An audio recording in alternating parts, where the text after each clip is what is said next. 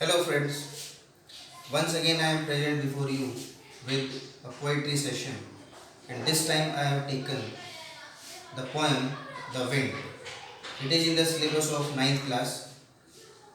The name of the book is Beehive, and the poet of this poem is Subramania Bharati. Basically, he is a Tamil poet. Most of his poems are filled with the feelings of patriotism. This poem earlier it was written in Tamil language. Later it was translated by another notable English poet A.K. Ramanujan. A.K. Ramanujan has written maximum poetry in Kannada language, but he has also done great appreciable work in the field of English writings also. The highlight of his English poetry is the Indianness, rather Indian sensibility. He is known for translating the poetry of classical age as well as modern age. So without wasting any more minutes, let's talk about this poem Fate. So before I explain or tell you the highlights of the poem, let's talk about what are the poetic devices that have been used in this poem. The most important figure of speech in this poem that is used, it is anaphora. Anaphora, it is, you can say, it is the repetition of words which is quite regular than repetition. Like we have repetition also as a figure of speech, poetic device, but when we use anaphora, so we find a particular word or phrase which is used quite frequently 3 to 4 times or even more times. Okay, like we have in this poem don't 3 times, then we have this particular word crumbling at least for 6 times. So when this kind of effect is given in the poetry, it is known as anaphora. Another important poetic device, it is alliteration. The easiest to find out in any poem. When we find out or when we see a particular consonant sound repeated at successive levels or a particular gaps. So they here also you can feel like this t sound repeated successively. So here it is alliteration. Then here also fire, flourish. Okay. Here also t sound. So whenever you find consonant sound repeated at successive levels or equal intervals, so there you can feel it is alliteration. Another important poetic device, that is personification, and it starts from the beginning. Personification, what is personification? When we give life to non-living creatures. Okay, like one particular idiom, it is well known to all the people. Like the walls have ears. Walls, non-living thing, but when we talk, these have ears. So it means we are talking about one important figure of speech, one important poetic device, or we can say it is personification. So now we should talk about what is the highlight of this poetry. What is the highlight of this particular poem? See, the poet here wants to explain that we should not be weak at any moment in our life. Because when we remain weak, we give some upper hand to the strong people. Strong people are strong only because the weak people, they are not ready to give them some strong fight. And when the weak people they become strong, the strong enjoy the company of those people. It means they remain some kind of happiness.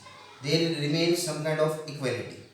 So here also the poet suggests how you can enjoy the company of strong people. Okay, so let's begin the poem. From the first line we feel that there is some kind of instruction. Somebody is talking to somebody. some kind of instruction is there. So let's feel what is that. Wind come softly. The poet here, he in a way is instructing or rather requesting, suggesting that you should not blow strong. Your pace, it should be soft. You should not blow in this part of civilization where the human beings are living. You should be very much slow in your pace. Don't break the shutters of the windows. When the wind blows strongly, so it is devastating everything, it destroys everything. So the poet is instructing that you should not do such kind of thing. You should not break the shutters of the windows, the doors of the windows. You should not try to break them. When you do, it is very very dangerous. In a way, when you are doing such kind of thing, you are frightening the people who are living inside the houses. Don't scatter the papers. Again, there is instruction that you should blow softly. You should not do anything by which the papers which are there, they are dispersed at different places. Don't throw the book on the shelf. There are some books which are placed on a particular shelf, or you can say some places are there which are known as cupboards. Okay, so he is instructing, he is again suggesting you should blow softly, don't blow strongly, because when you do so, not only the books, whatever which is there on the shelf, it comes down and there is a big destruction. There, look what you did. The poet is trying to instruct, the poet is trying to give some kind of witness, and he is asking the wind that he should see himself what it has done or what he has done, because it is personified figure here.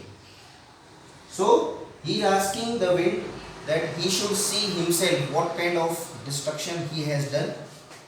You threw them down, and he is pointing towards those things which were there earlier on the shelf or somewhere at the upper places, that you have put these things down, you have thrown these things down because of your pace. It should not be done. You tore the pages of the books. Now what is the damage that the wind has done? Now the poet is showing that kind of thing. You tore the pages of the books. The poet is showing the wind that you, who is you here? The wind. That you have torn the pages of the books because of your pace. You brought rain again. See, whenever there is rain, so there is a particular order. Most of the time it is the strong wind. You can see we have a poem, we have chapter in 10th class, or like a letter to God. So in that you will find first it was strong wind, and then it was followed by rain.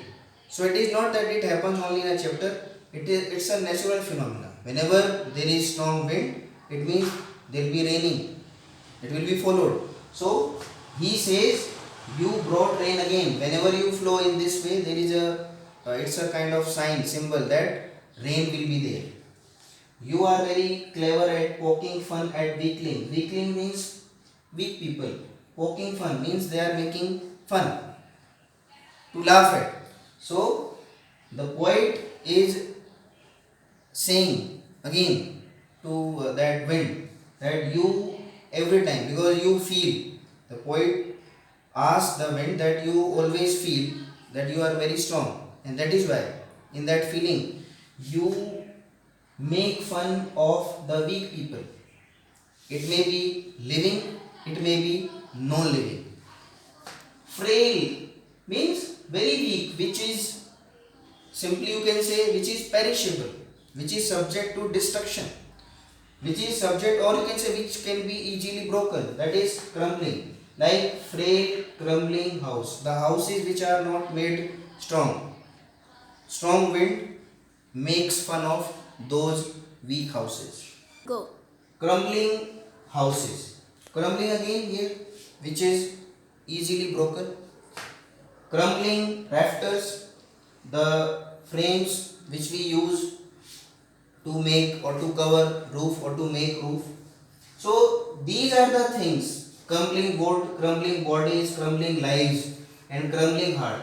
Again and again, crumbling it has been used. I earlier told you it is the use of anaphora. So all these particular nouns that the poet has taken: hearts, wood, bodies, lives, rafters. These, when they come in contact of strong wind, so there is some kind of destruction. But one thing which is very important here, I tell you: crumbling lives, crumbling hearts. Like when the hearts are not strong, when there is no strength in your heart, it means when you are coward people and you happen to see the strength of strong people. So what you do? You simply feel defeated. So here these weak things in the name of houses, doors, they resemble those easily broken things, or you can say rather perishable things, when they come in contact of strong people like wind. So they are helpless, they feel destruction only. The wind god winnows and crushes them all. So when the wind god, or these things, they come in contact of strong people like wind, so what happens? The wind makes fun of them, and the wind god, like winnows here. Winnows means like when you separate the grain from the grass, grain from that straw. So the grain, because it is heavy, it remains down, and the straw, it remains on the upper side, and it goes by, or it flows because of that, flows with the effect of wind. So here also the wind god makes fun of weak people, and the wind god, what it does when it finds that these are quite weak, so what it does? It crushes them. So here the poet gives example: whenever the strong people, they come in contact of weak people, the weak people, they do not have any feeling of victory, they do not get any chance of victory. Only one thing prevails there, it is the strength of strong people. So here also the wind, it is doing the same kind of thing. When it comes in contact of weak people, so it enjoys that victory, and it is felt that it is making fun of those weak things. He won't do what you tell him. Very important line it is, because when there is powerful person, he will not listen to the sentences of weak people.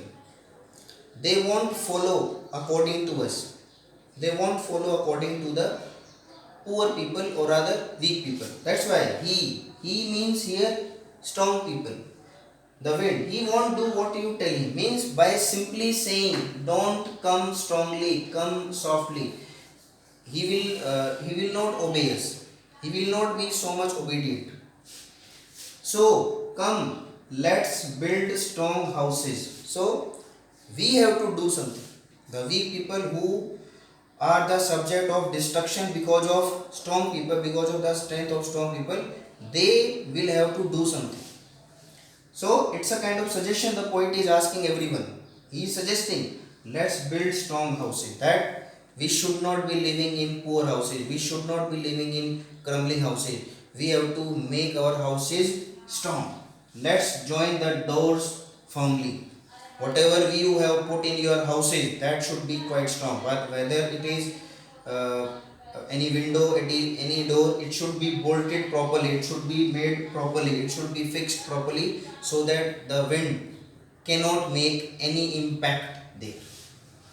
Practice to form the body. Another important thing, like when you are quite weak, and when you come in contact of strong people, when you come in contact of strong people like wind, so there is every time opportunity that you will be at loss, you will be defeated. So you have to do some kind of instruction like here, you have to follow such kind of instruction, you have to do what? Practice to form the body. You have to be little bit like resilient now. You should be quite strong. You should practice that you are quite bold. You can face any challenge. So you have to practice to form your body. Make the heart steadfast. And it is not only the body. You have to make your heart also quite strong. When you are weak physically, but if you are mentally, if you are in your heart very strong, you can face any challenge. Do this and the wind will be friends with us. See, this is the result. When you are quite strong, when you are physically strong, when you are mentally strong, when you have great strength in your conscience, when you have great strength in your heart, at that time, the God, the wind God, or the powerful people like wind, they will not do any damage to us. They will be friendly. They will have a friendly nature towards us. It means when you are strong, the strong people will be your friends. The wind blows out weak fires. He makes strong fires rose. See, this is very good example the poet has given here. Think of a lamp, other lamp, and when it comes in the contact of air, okay, so it blows out. But think of the fire which is there in the forest,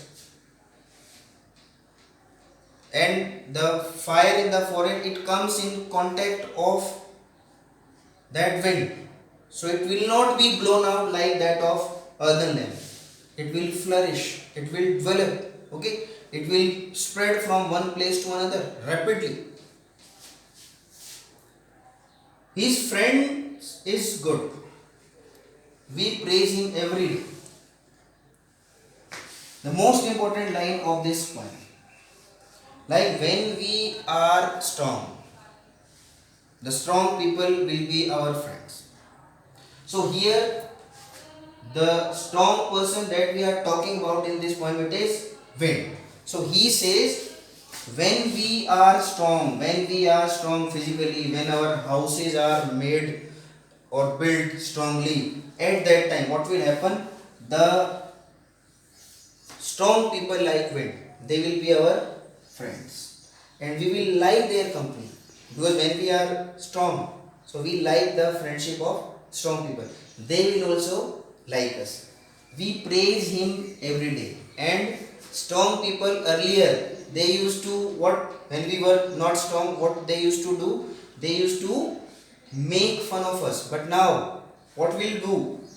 They will do what? They will praise us, and we will also praise them, because life is how we make it. When you feel that you have given up your spirit to take challenges, or when you feel that you have no power to face challenges, you have no power to face the great people, so at that time you will be at totally loss. So enjoy your life by becoming strong mentally, physically, so that life will be full of praise, full of fun, full of happiness. Okay, so this is the ultimate message that the poem is giving. I hope you understood the poem. I'll be coming to you with another poem next time. Thank you.